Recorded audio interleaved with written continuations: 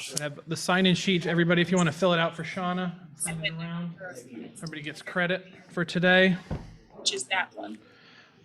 Bob LaCourse, online, can you guys hear us okay? Yep, I hear you fine. Awesome, thank you. Yep. All right, thanks everybody. Good afternoon, and welcome to the Solar Myths Dispelled session. Some of you may have attended a similar session that I provided. I already kidded Chuck about it earlier, that I gave for the Planning Federation last summer. I have added some new myths, so it won't be entirely old content. I'll see if I can find it. Yeah. But I am Dave Plante. I lead the energy and environment practice at Bergman, consulting firm in Rochester. All the amazing stuff that we do. No stranger to Canandaigua in the Ontario County area. We are the consultant that worked with the town of Canandaigua on the new form-based code for the uptown area. Also the new waterfront trail project and the Middle Cheshire Road corridor study. So that's on the public side. On the private side, I've seen many of you when I was before the planning board last year for the County Route 10 solar project that was approved by the planning board last summer. So, and continues to be approved every 3 or 4 months. So thank you for that. So in general, just kind of an explanation of what we do. Mostly our energy and environment practice at Bergman is on the private sector side. We've designed probably 650 megawatts worth of projects across New York, mostly on the community scale side. But I do currently have worked for the town of Rosendale down in Ulster County for about 16 years as their kind of Lance, town planner, town engineer, and we're currently reviewing a solar project in that town. The first one under the solar code that I wrote for the town, so it's interesting to see the solar code in process and in practice, and it's weird to be on the other side of the table for once. So just a little bit about me. I'm a certified environmental planner, have been for about 17 years. I lead the practice, as I mentioned. We have about 27 engineers, ecologists, scientists. As of last week, I've been elected as the president of the New York Planning Federation, which I know Tom and others are deeply involved with in the past few years. So Ed Jackson, our past president, resigned, and they voluntold me to do it. So here I am. We are, for those of you who are Planning Federation attendees of our typical annual conference, we are going to be doing a regional conference in the fall here in Canandaigua, probably at New York Kitchen. We're not sure yet of the venue, but there'll be another opportunity for some more training in the fall. And hopefully we'll get back to our annual conference either in Saratoga or Bolton next summer. So I'm not only a consultant, but I'm also a local resident here. I live in South Farmington. Member of the Town of Farmington's Comprehensive Plan Update Committee and Solid Waste Reduction Committee. Did you say South Farmington? Yeah, I live across Town Line Road from Canandaigua. We are very proud of South Farmington. So. Is that a thing now, South Farmington? Yeah, it's a big town. It's getting bigger. Yes, Oh, yeah. Yep. But beyond that too, we are residents of the Canandaigua City School District, my wife and I and our 3 sons. So I'm a trustee of Wood Library, past president of Farmington Victor Kiwanis, president of the South Farmington Cemetery Foundation. And also my wife runs a charity here in Canandaigua called The Spot, which some of you may be familiar with, provides free school supplies, shoes, and food support to kids in need in Canandaigua. So just started baseball season with Canandaigua baseball last night with my 8-year-old, and soccer season's in another month. So I am a local. What do you do with all your free time? What free time? Sleep, or try to sleep. Not with a 7-month-old though. Oh, gosh. So I know many of you, Dan especially, and others, Chuck, who have done a lot of solar work in the town. So I'm not going to belabor too many of the details. But if there are any questions, please feel free to interject, and be happy to answer them. But I'll give a quick recap on kind of what solar is and what we, how the various different types of solar that we have. So what we are not talking about today is utility scale solar, which is over 20 megawatts. And it's a very sensitive subject in more rural parts of Western New York because many of those municipalities feel like the state has taken over some of their home rule responsibilities with this new Office of Renewable Energy Siting. So it's kind of like the Public Service Commission with large pipelines. The Office of Renewable Energy Siting reviews these very large solar projects. 99.9% of the ones you see are not those projects. But if you do have one, there is a whole process for local involvement in the siting permitting process. You can ask for intervenor funding to hire consultants to review those applications, but they are not reviewed by the local boards. So we're not going to talk about that today. Everything we're talking about is below 20 megawatts. So the typical projects that are before your boards, 3 to 5 megawatt community solar projects, the sub 450 kilowatt, roof mounted or yard mounted solar projects, carports. We don't really have many solar carports in this part of the state, but there's an example there in the upper right under Bob LaCourse's picture, where you can see some carports, more in urbanized areas where there's not a lot of open space to do community solar. We've designed a few of those. So mechanisms for local control, and I feel like I'm preaching to the choir to a lot of the towns in Ontario County because you all have very good zoning codes and solar ordinances, most of which were hard fought through very long moratoria, as Dan knows.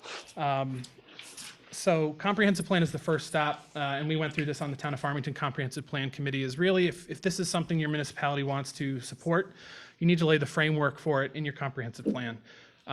In our Town of Farmington update, we did put some provisions to encourage conscious, environmentally conscious, agriculturally conscious solar development in the town, so that when the new solar ordinance went into play, we had a basis in our comprehensive plan for those zoning changes.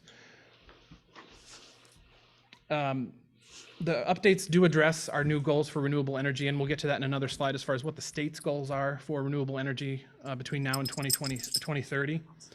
And a common theme you'll see on this slide is public engagement, making sure that the public is invested early and often in the process when you are making changes to your comprehensive plan. That's very important. In terms of zoning, for the small scale solar projects, Farmington, Canandaigua, a lot of other municipalities have the unified solar permit to help expedite building mounted, roof mounted residential solar systems, and that's very helpful. Regulations such as the traditional Euclidean zoning, place-based zoning, form-based code like we have in Canandaigua, and maybe even an overlay. Some municipalities, I think Batavia is one of them, that has a development corridor along some of their roads where they would prefer to have residential and commercial. They don't necessarily want solar, so they took it out of the overlay when they put the new overlay in the zoning code. Traditional mechanisms are special use permit and site plan review. Most of you are familiar with that from the various solar projects that have come up before the town.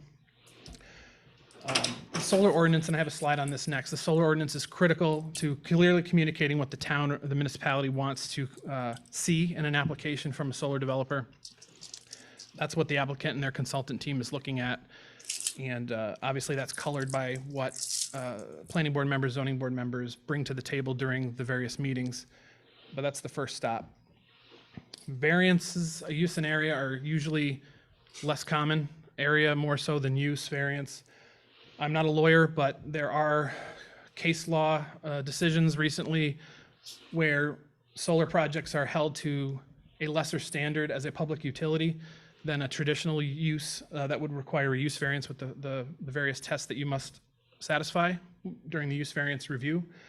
So you might see attorneys bringing that up to your zoning board meetings, that they should be held to a different standard, or they are requesting to be held to a different standard than you held other non-solar or non-public utility users or applicants. Concurrent reviews is another thing some municipalities don't have. It does help us on the development side, but if you can concurrently review a subdivision for a project while you're also doing site plan and special use permit, it's not always the case, but that does help speed the process up. And again, public engagement. When you are adopting a zoning code, it's required to have a public hearing. And the last thing, and we're seeing this in Victor with the library, the last thing you want to do is put forward a project and not have public buy-in, or the public coming and saying, we don't know about this. This is the first time we've heard about this. You're going to get it, but hopefully it's a few people and not the majority of people. And then last but not least is the moratorium. Many municipalities use this if they don't have a solar ordinance in order to stop the review of solar applications from coming in. We just finished one, and I think it's all over with, right, in Farmington?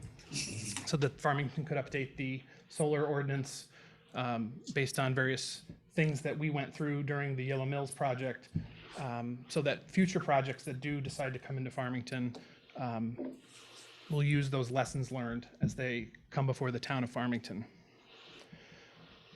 Public engagement as well. Moratoria require public hearing and referral to the county under 239 of the General Municipal Law.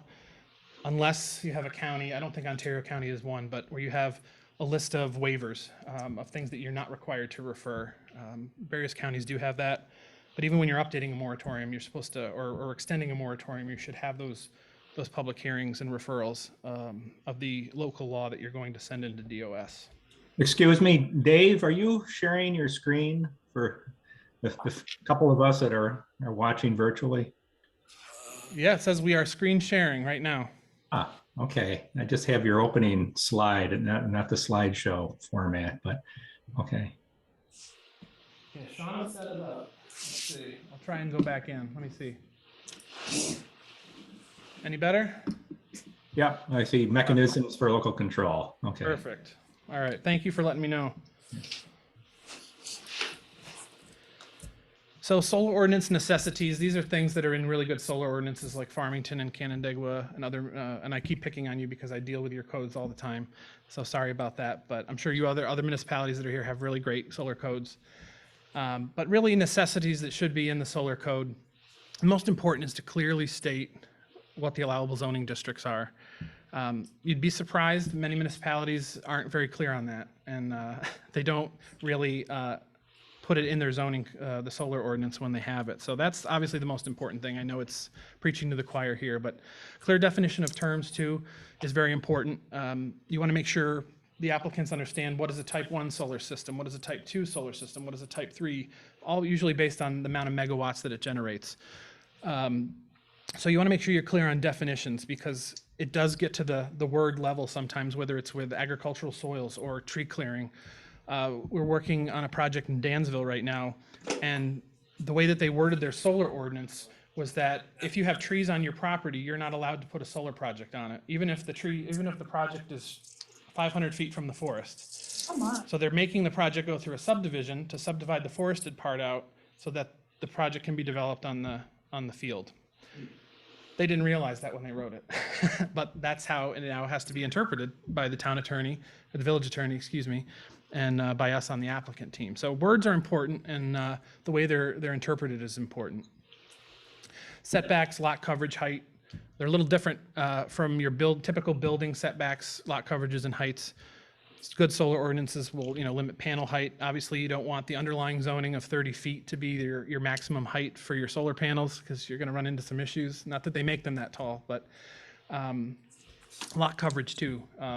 25% lot coverage for a building is a lot different than 25% lot coverage for a solar project. And how you define that lot coverage is important.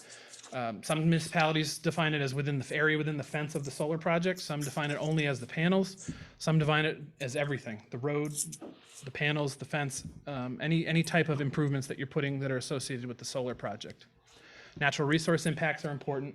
I know most of these things like wetlands, streams, other threatened and endangered species are under state and federal jurisdiction, and municipalities, and you have the power through seeker to make sure that the applicants are providing good detailed information on the consultations they have with DEC, U.S. Fish and Wildlife Service, SHPO for archaeological.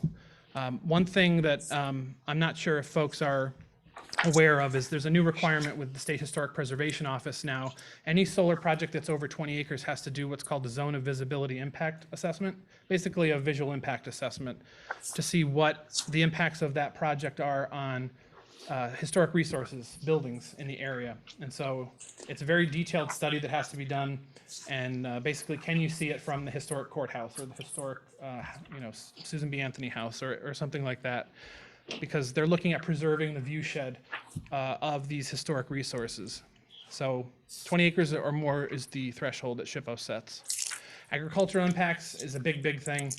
And many solar ordinances require only a certain amount or percentage of the property that is located in prime soils, prime farmland soils, to be covered with solar arrays, solar panels, racking, etc.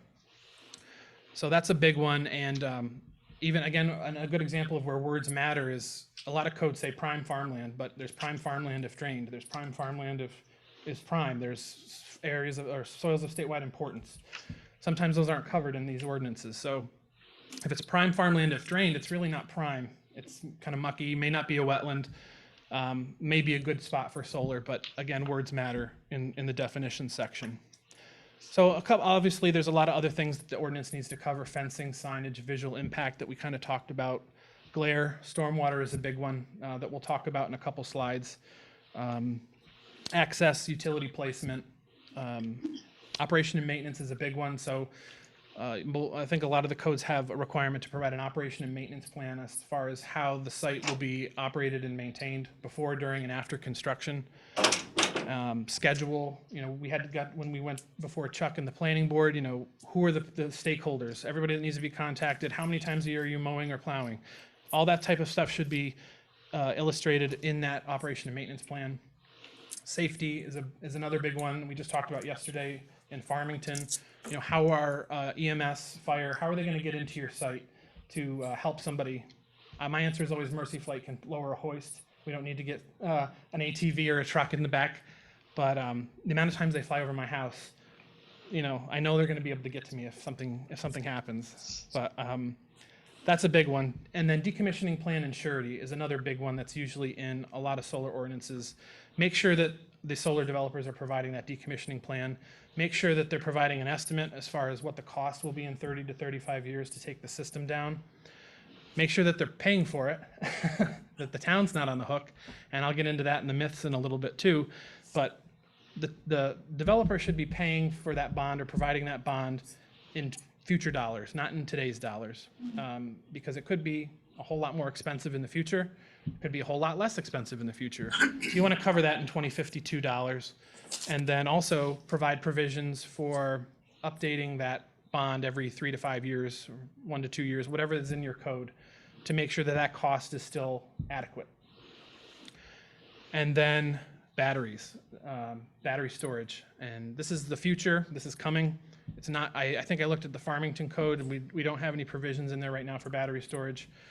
I don't think Canandaigua does either, but that's going to be the next big thing because the grid is starting to get clogged with projects and with electricity, and there are going to be more projects pretty soon. There are more projects in development right now than space on the grid that we have to transfer that energy to users.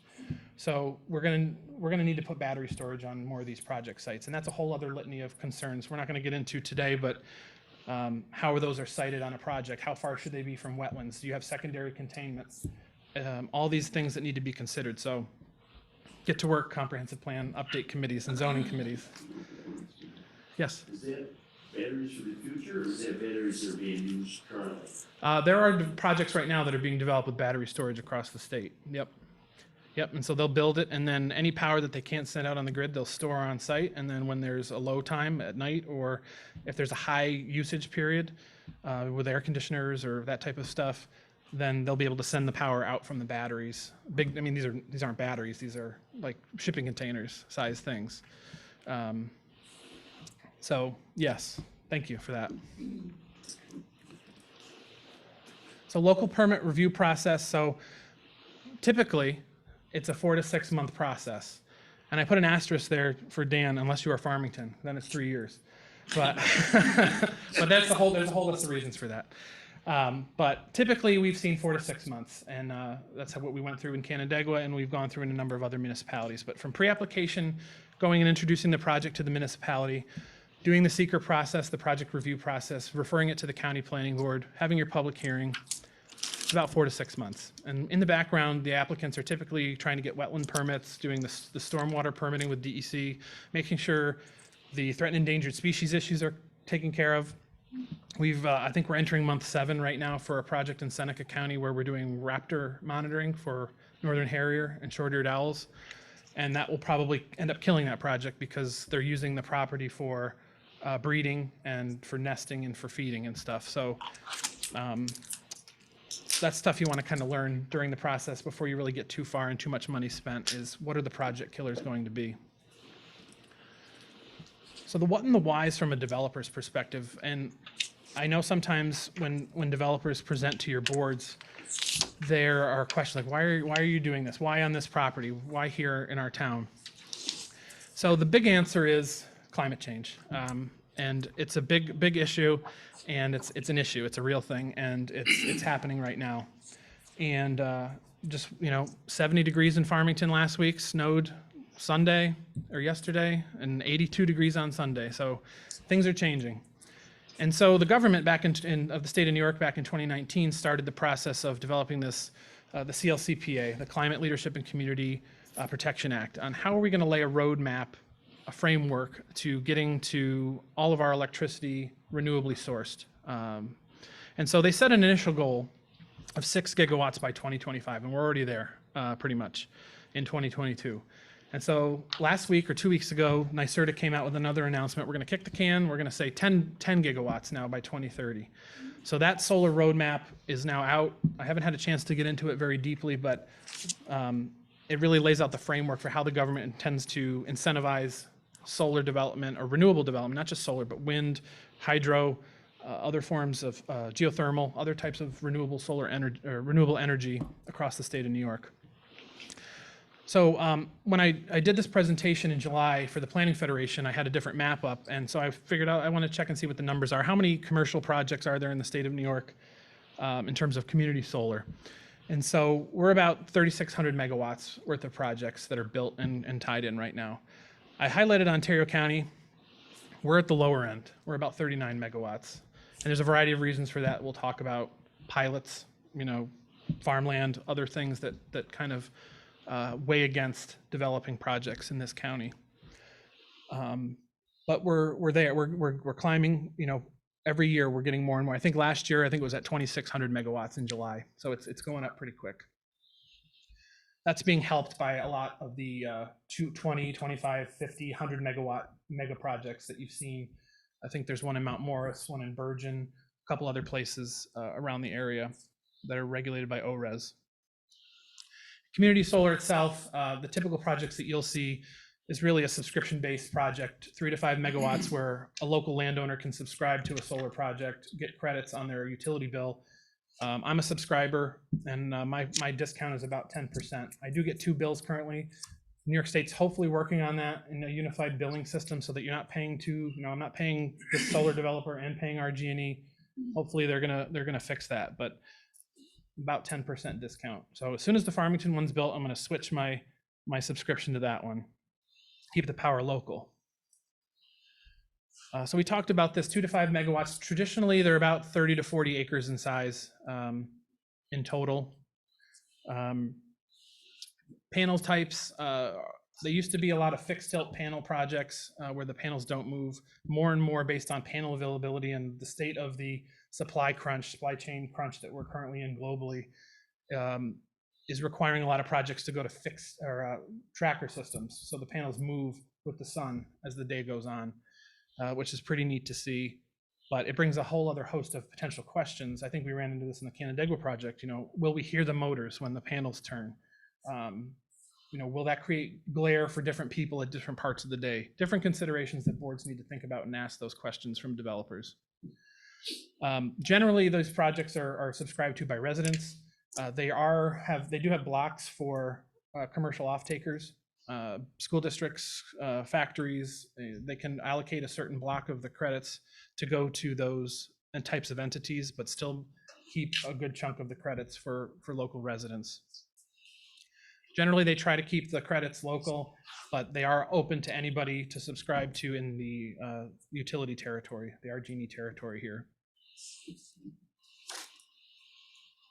So what are solar developers looking at even before they get to you as a board member? So first and foremost is it going to make money? Is there a market, do a market analysis and an entry analysis? Is there a need?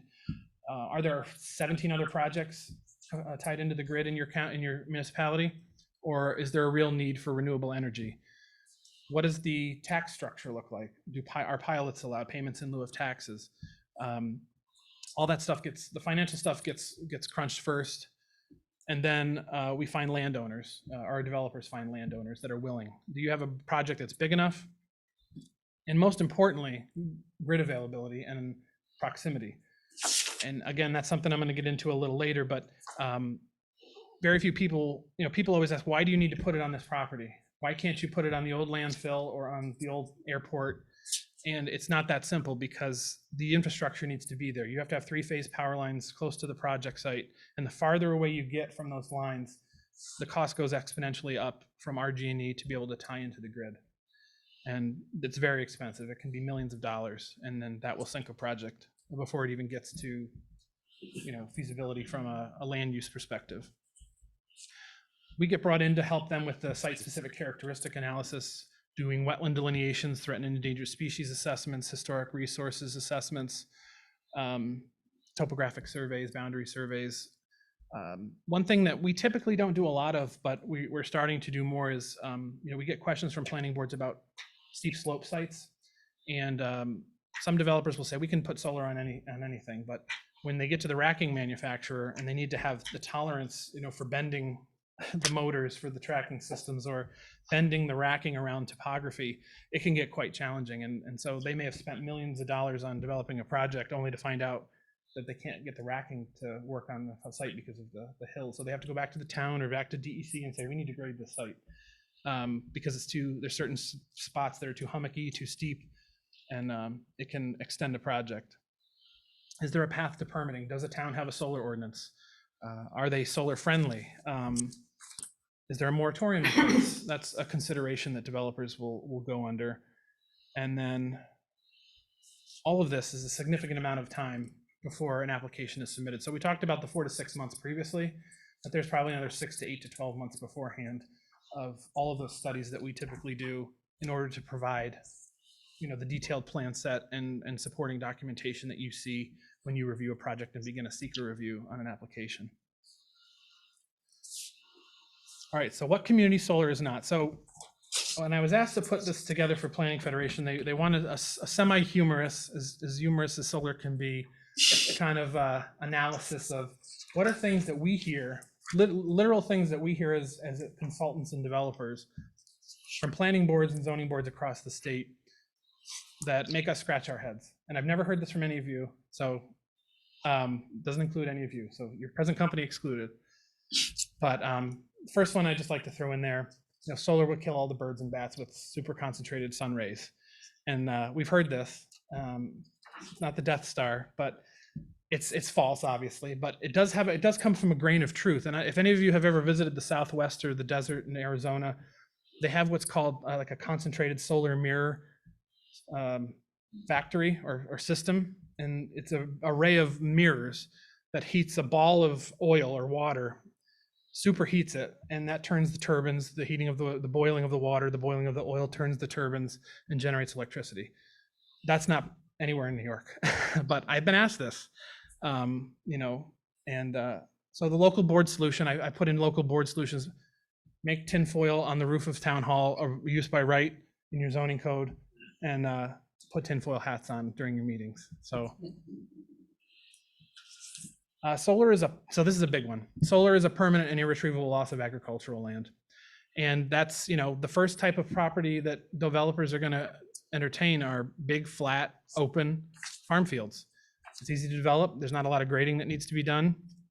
And usually, lately, the farming industry has been struggling. And so there are a lot of willing landowners, willing farmers, dairy farmers that want to sell their property or lease their property to a developer so they can make some money to either replace the farm or to allow them to continue farming on other parts of their land. So this is false for the most part. Solar project is usually designed to last 30 to 35 years. And that's the whole reason we have the decommissioning plan and the bond, is that at the end of its useful life, it should be removed, and the field that has been fallowed for 30 years should be able to be returned. And there are a number of steps and things that need to go along with that in order to return that project site to a farm field, and that'll all be listed in your decommissioning plan. So things we've talked about, and I know I've talked about it with Dan and others, are decompaction, soil testing to make sure that the soil hasn't been contaminated over 30 years. How do we get it back to a nice fluffy agricultural site? But there is a bit of a disparity, because a lot of the questions that were asked about this typical requirement are not asked, or at least I don't know if they are. Maybe you can tell me if they are.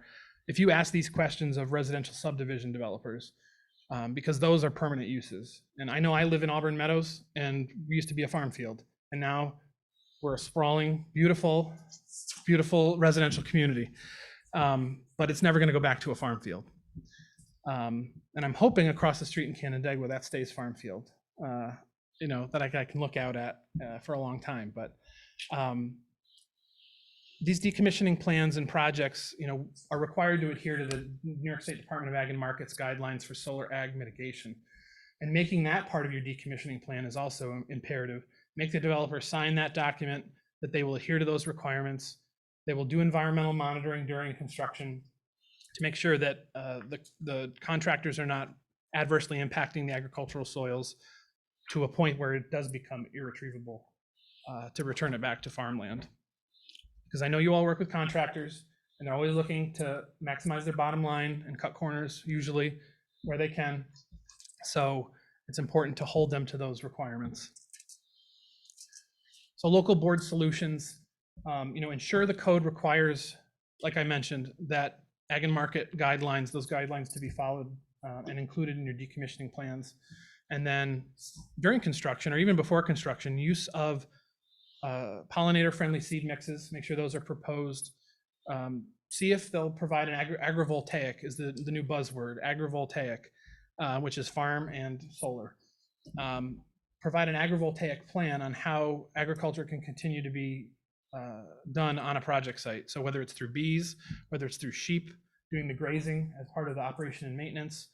And then what's also coming up, becoming more up and coming, is asking the towns to hire the minimum or the maximum height of solar panels so that they can grow crops underneath the panels. That's becoming more and more of a thing. I haven't seen it around here yet, but instead of a 15-foot panel, asking for maybe a 20-foot panel so that they can do crops underneath and keep that use agricultural. Solar panels are toxic. Generally false also. They used to be toxic, and we get asked this question a lot, and a lot of good municipalities are writing into their zoning codes that we want you to provide us with evidence that they're not toxic. So providing reports on this toxic characteristic leaching procedure, TCLIP. Basically destroy a solar panel, add water, take the leachate, and run some analytical tests to make sure that there's nothing being leached into the soils if a panel breaks on the property.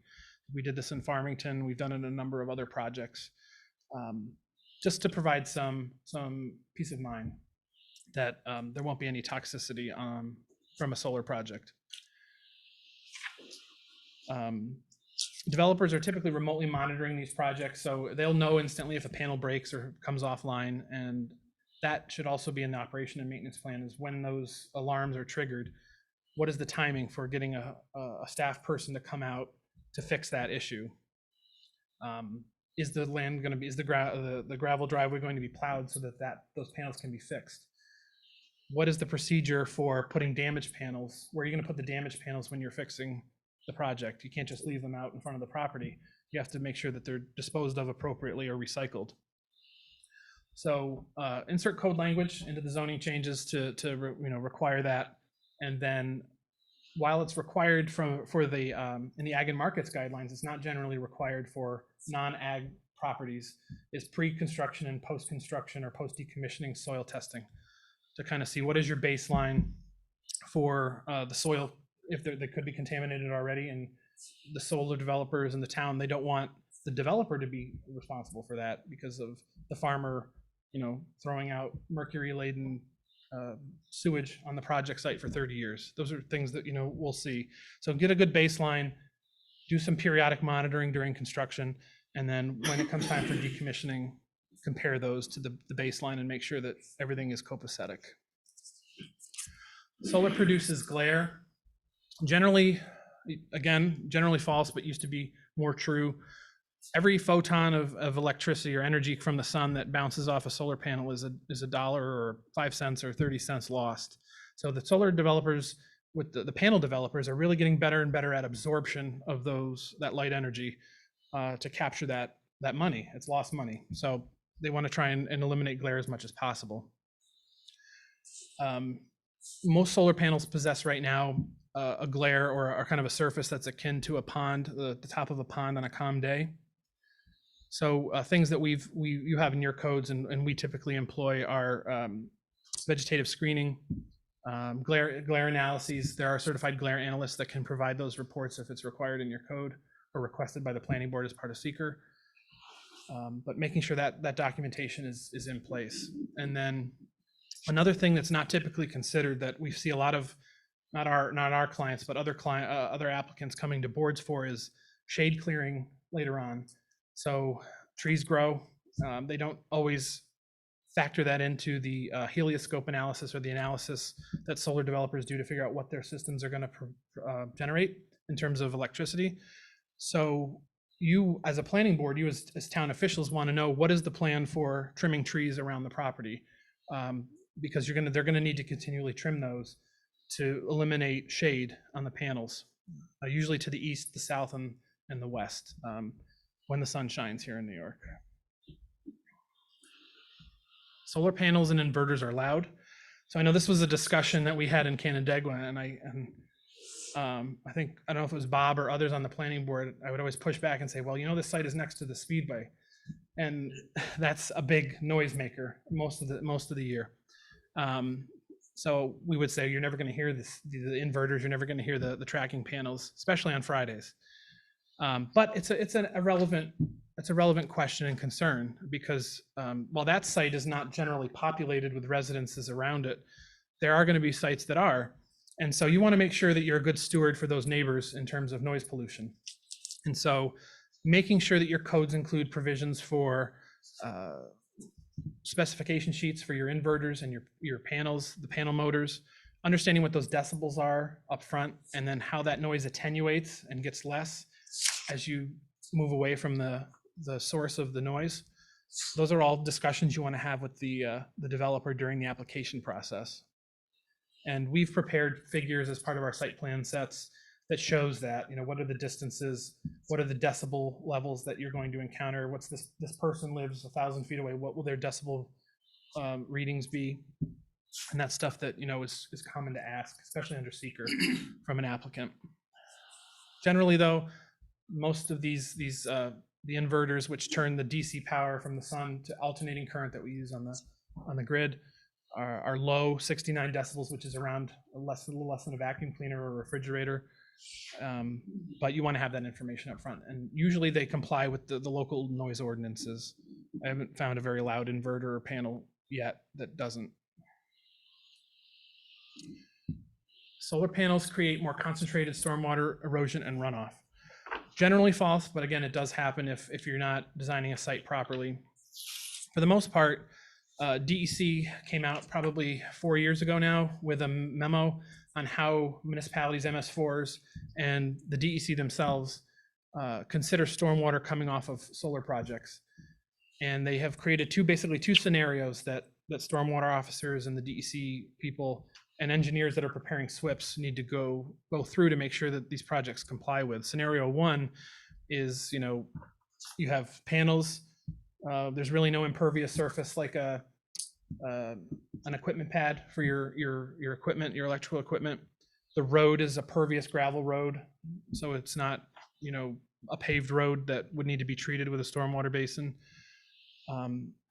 And so we're able to design sites that don't require a lot of the typical stuff you'd see with a subdivision in terms of ponds, forebays, bioretention areas, green infrastructure, because solar panels traditionally are considered to be pervious surfaces. So there are issues though, and DEC is starting to recognize that, especially on sloped sites and when water sheets off of a panel, just like you have on the roof of your house if you don't have gutters, or the roof of your shed, there's a drip line. And so DEC is starting to employ or ask designers to employ these level spreaders, basically gravel kind of French drain almost at the base of the panels on a sloped site, to kind of dissipate that stormwater, spread it out, and not direct it to one culvert or one place and cause an increased chance of erosion.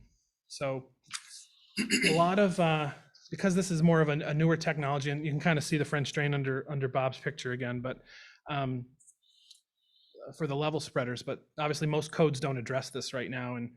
And I don't know, Dan, or if there's any other code enforcement officials, if there's really a New York State building code or other type of code that kind of addresses good practice for designing and building those. So we're constantly asked by our clients, why do we need this? It's one more thing that's going to clog with mud. It's one more thing we have to maintain and spend money on maintaining. And it's like, well, that's the law. And you have to make sure that you're being a good steward to the environment and not discharging muddy water off-site or into a drinking water source. So SWIPs, many of us are located in MS4 here, so there's a high level of scrutiny by our town officials and their consultants on stormwater pollution prevention plans and making sure those are factoring in stormwater treatment or retention into the project design. Encouraging and mandating the use of those pervious gravel roads is very important. They are more difficult to maintain, and again, our clients complain about it because they install a construction road and then they think they can leave it there, and that's the pervious gravel road. Well, no, you've been driving over it with a 10-ton, bucket for 6 months. You've compacted all the soils. You've ruined all of the capability of the soils underneath the road to drain water. You have to rip the whole thing out and put the actual approved pervious gravel road in, and they hate that. So they're yelling at us, they're yelling at DEC, they're yelling at the towns, but there's not much choice, there is a choice. You could build ponds and maintain them for 30 years, and they don't want to do that either. So, all right. Common myth number 7: all the power goes to New York City. I have heard this mostly in Western New York, not west of here, west of the Finger Lakes. All the power you're going to generate on this project is going to New York City, and that's not true for now. Right now, all the power generated by a solar project is kept in first in your municipality, but then generally in the load zone or the utility zone that you're in. So the whole RG&E, somebody in Rochester can subscribe to a solar project in another town if it's in the same utility zone. There are changes in the laws right now being proposed at the state level to allow for cross utility zone subscription. I don't think it was part of the latest budget, but obviously there's not a lot of land in New York City to put a community solar farm.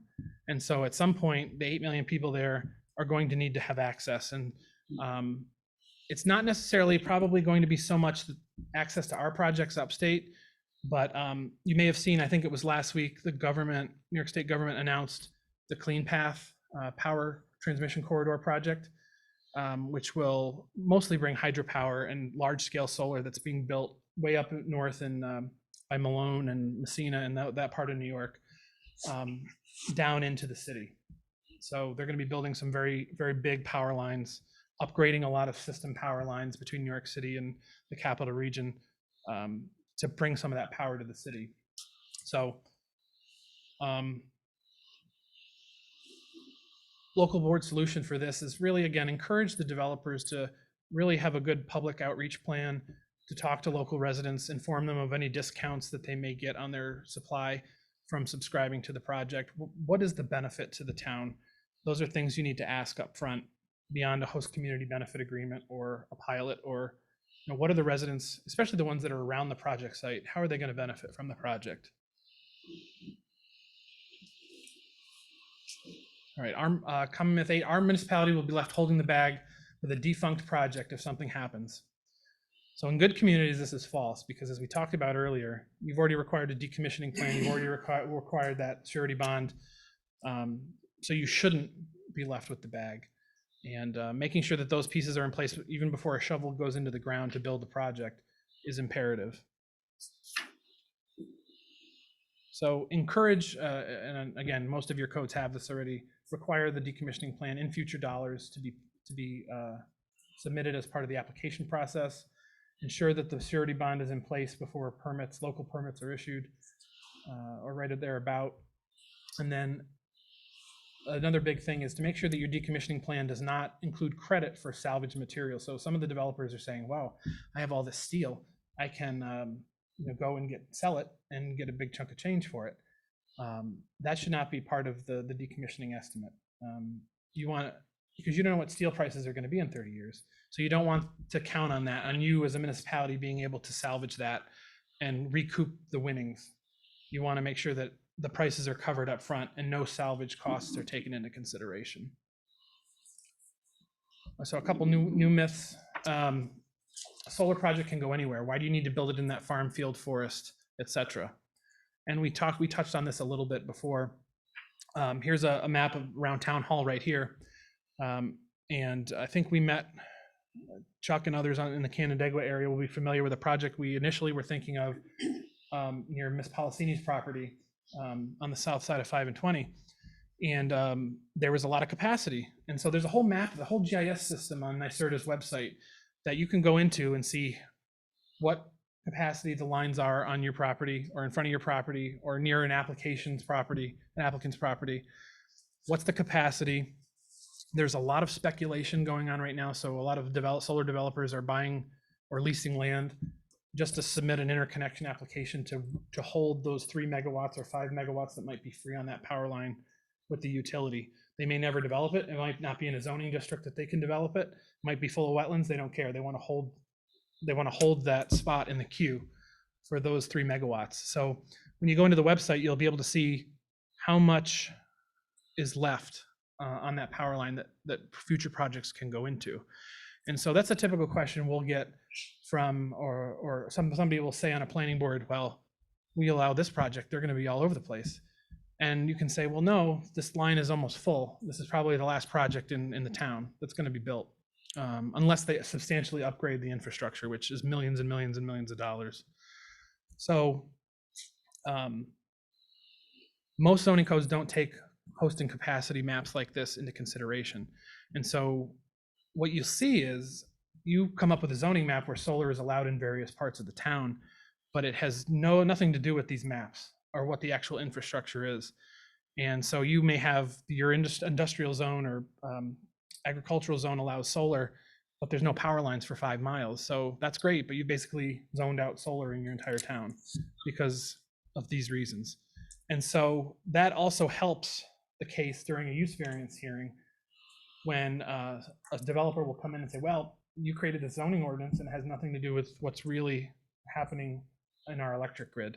And so it's not really a self-created issue for us.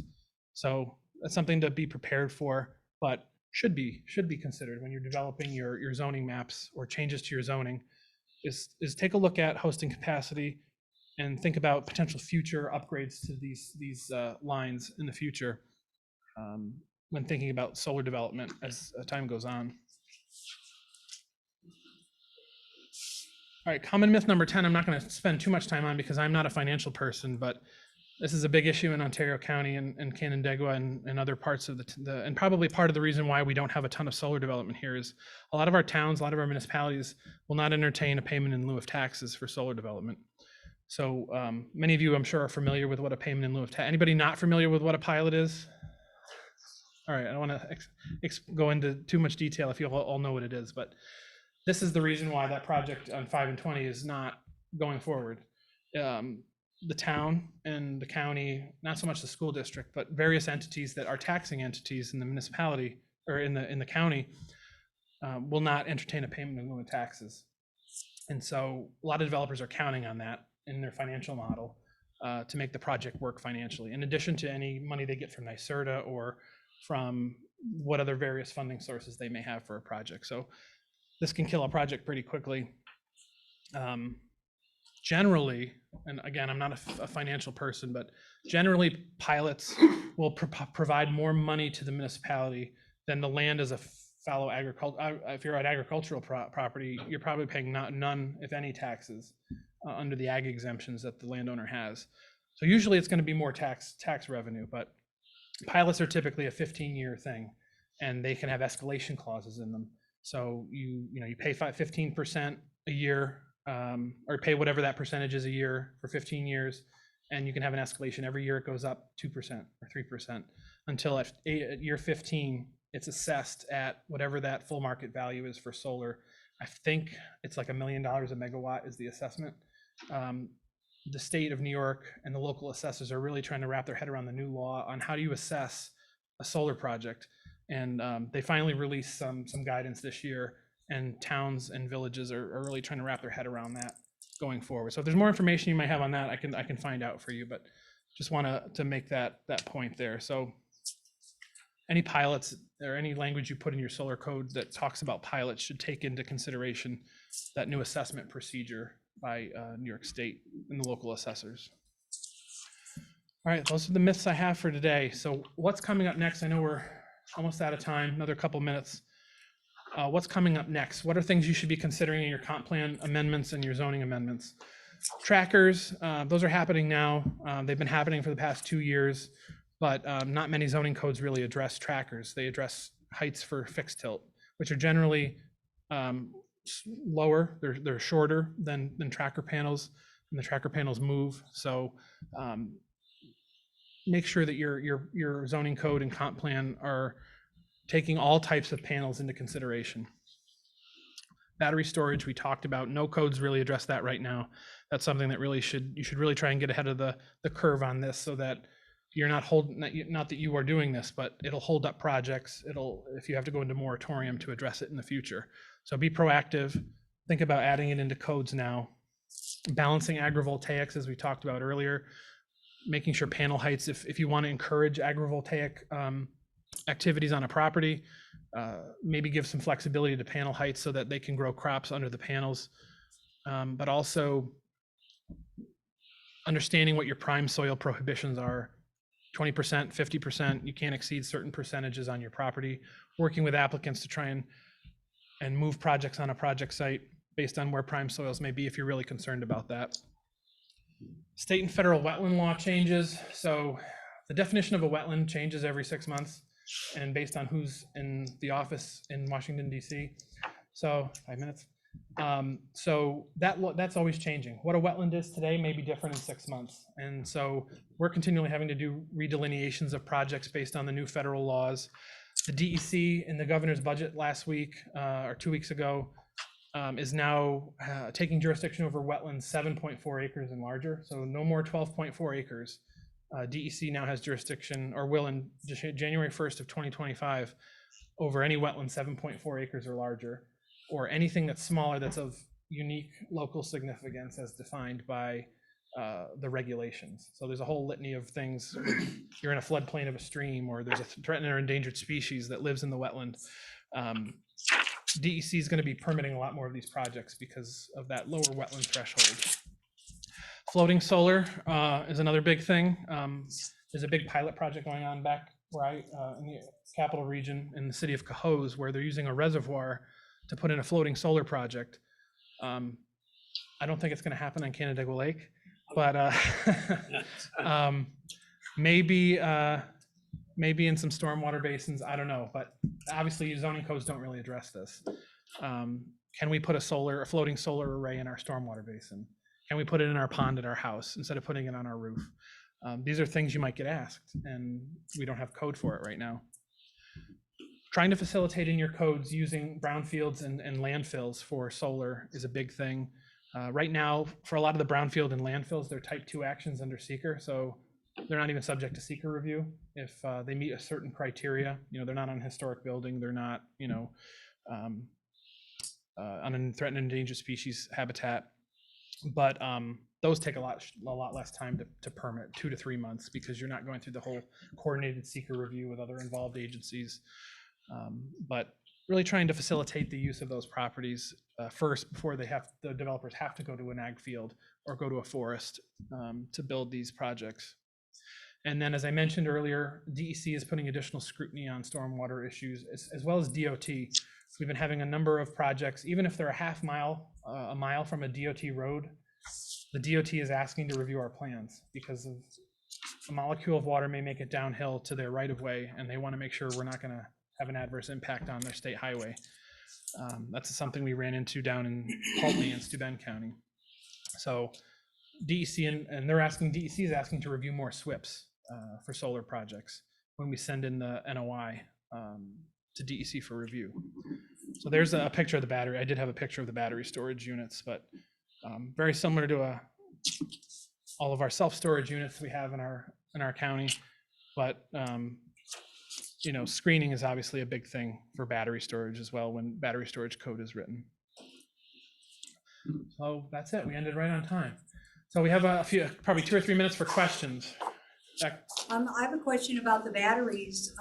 So are those reusable batteries, or after the 30 years you dispose of them? What do you do? That's a pretty big battery. Yeah, usually they have a lifespan. I don't know what the lifespan is because we traditionally haven't had to do any of those battery energy storage projects. But like a Tesla battery or any other large battery, they're going to reach their useful lifespan. They're going to have to be decommissioned and disposed of. So hazardous waste landfill possibly, if they're not able to be reused, but probably similar to any other, large battery system that other users have that aren't related to solar.